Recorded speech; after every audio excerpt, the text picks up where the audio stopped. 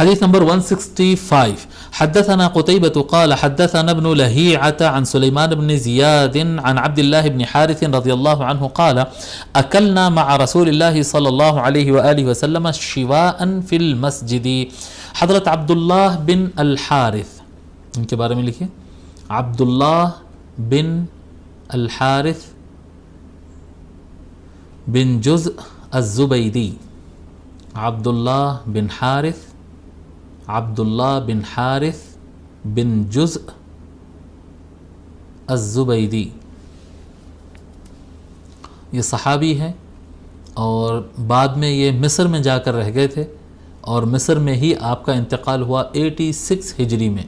سرزمین مصر پر سب سے آخر تک جینے والے صحابی، سرزمین مصر پر، ایجپٹ، مصر یعنی ایجپٹ میں سب سے آخر تک جینے والے صحابی ہے. 86 ہجری کو آپ کا انتقال ہوا.